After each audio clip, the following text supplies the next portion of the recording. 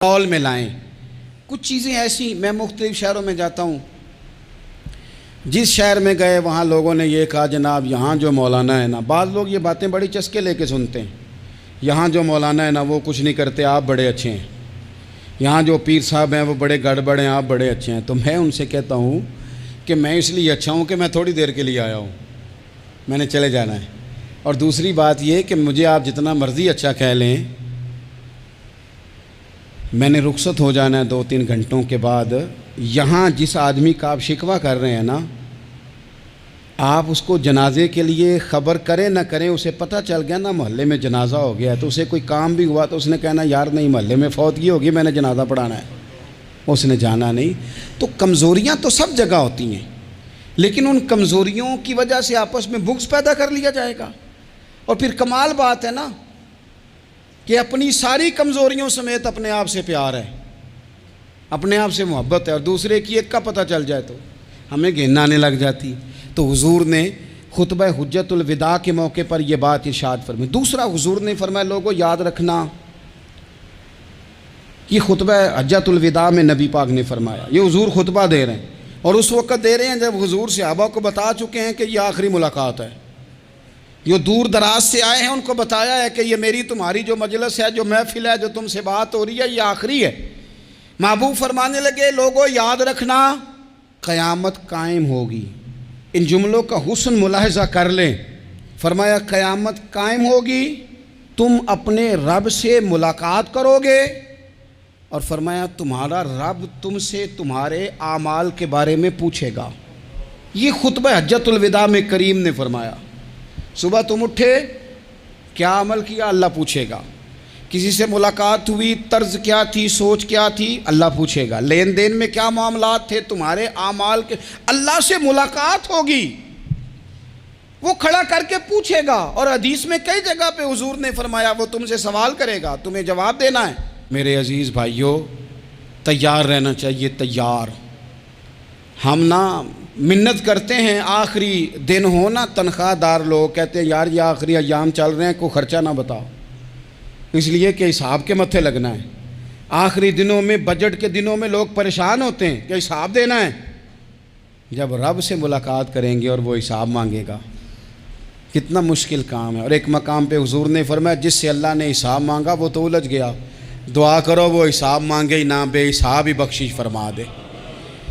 نبی پاک صلی اللہ تعالیٰ علیہ وآلہ وسلم نے ارشاد فرمایا اسی خطبہ حجت الوداع میں، حضور فرمانے لگے سن لو، میں نے تم تک اللہ تعالیٰ کا پیغام پہنچا دیا ہے۔ اب جس شخص کے پاس امانت رکھی ہو اس پر لازم ہے کہ وہ امانت اس تک پہنچا دے جو اس کا مالک ہے۔ ہم بہت سارے لوگ ایسے ہوتے ہیں، ہمارے پاس امانتیں ہوتی ہیں، کچھ بھی نہ ہو تو کچھ لوگوں کے راز کی امانت ہوتی ہے، کچھ بھی نہ ہو تو کچھ لوگوں کی باتیں ہم تک پہنچ جاتی ہیں، وہ راز ہوتا ہے، وہ امانت ہوتی ہے۔ مجلس کی گفتگو بھی امانت ہے، لیکن ہم امانتوں کا خیال نہیں کرتے، خیانت ہو جاتی ہے۔ بہت محتاط ہو کر اپنی زندگی میں امانتوں کا خیال کیا جائے۔ یا ایھا الذین آمنوا لا تخونوا اللہ والرسول وتخونوا اماناتکم وانتم تعلمون۔ اللہ فرماتے ہیں ایمان والو، نہ رب سے خیانت کرنا، نہ رب کے رسول سے خیانت کرنا، نہ آپس میں ایک دوسرے سے خیانت کرنا، جانتے بوجھتے ہوئے یہ کام نہ کرنا۔ وانتم تعلمون، جانتے ہو، تمہیں پتہ ہے۔ کبھی بھی بددیانتی کا مظاہرہ نہ کریں اپنی زندگی میں، کبھی بھی۔ اور یہ بھی یاد رکھ لیں، بچوں کو کیا پتا کہ ہمارا ابا حلال لا رہا ہے کہ حرام لا رہا ہے، آپ لا رہے ہیں نا، تو وہ تو بیچارے بھولے پن میں کھا رہے ہیں، تو حساب آپ نے دینا ہے۔ جنہ لی تو پاپ کمائے ہن کتھے نہیں ہو تیرے کر دے، بلانا۔ تو بچوں کا تو یہ معاملہ ہے بھائی، اللہ ماشاءاللہ کہ وہ وقت پہ ہی، شادی کے 10-15 دن کے بعد ہی ان کو پیغام مل جاتا ہے کہ اگر ہمارا علیحدہ گھر ہو تو میں مرضی سے سجاؤں، تو میں مرضی سے سنواروں، تو میرا کوئی مطلب اپنا سلسلہ ہو، تو بڑے ٹائم پہ ساری باتیں شروع ہو جاتی ہیں، وہ تو معاملہ ہی بالکل اور ہے۔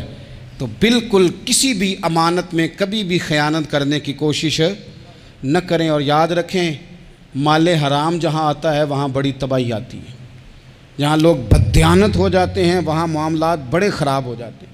اللہ تبارک و تعالیٰ دیانتداری کی توفیق عطا فرمائے۔ حضور نے خطبہ حجت الوداع کے موقع پر فرمایا میں نے آج جاہلیت کے سارے سود ختم کر دیے۔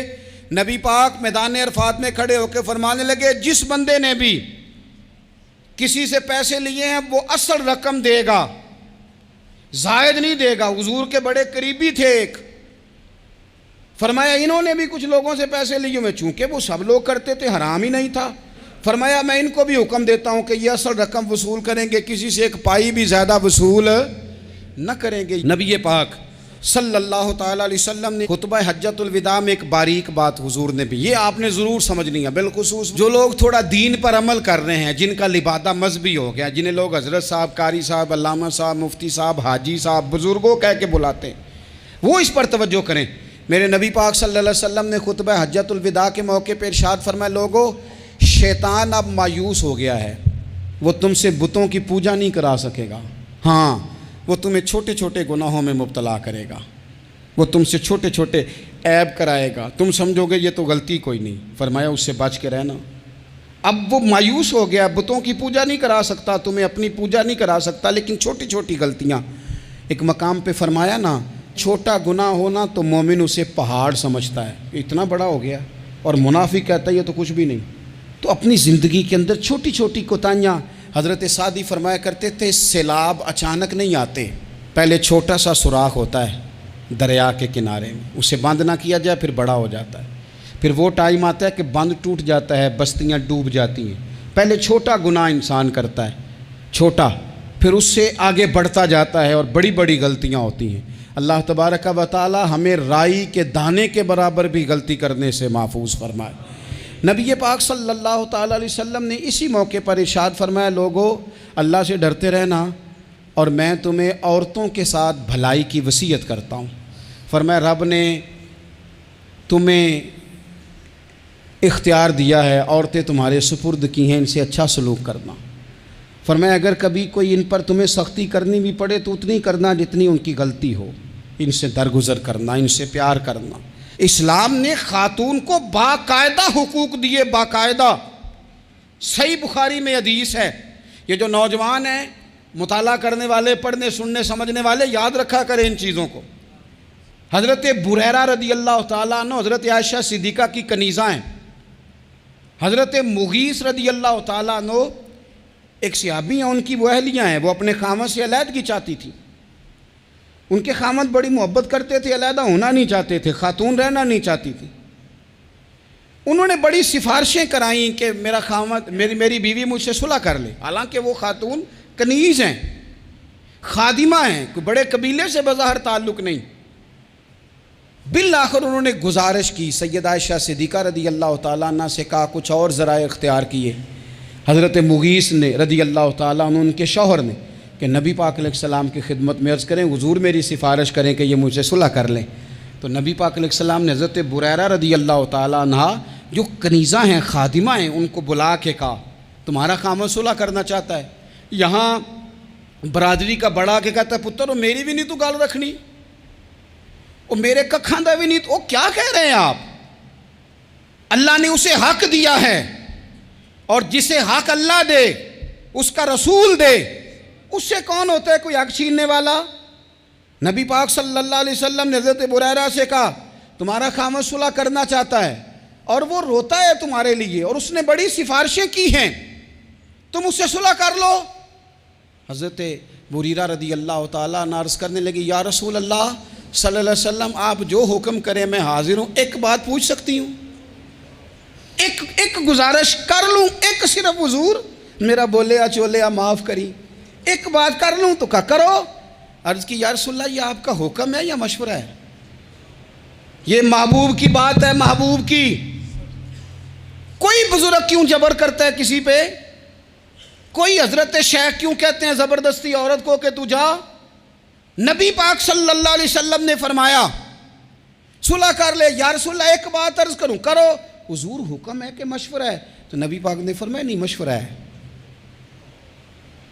تم عاقلہ ہو، بالغہ ہو، اسلام تمہیں با اختیار کرتا ہے، چاہو تو رہو، چاہو تو خلا لے لو۔ عرض کرنے لگی حضور اگر مشورہ ہے تو پھر میں مغیث سے صلح نہیں کرنا چاہتی۔ میرے محبوب نے فرمایا تو جس حال میں راضی ہے میں بھی راضی ہوں۔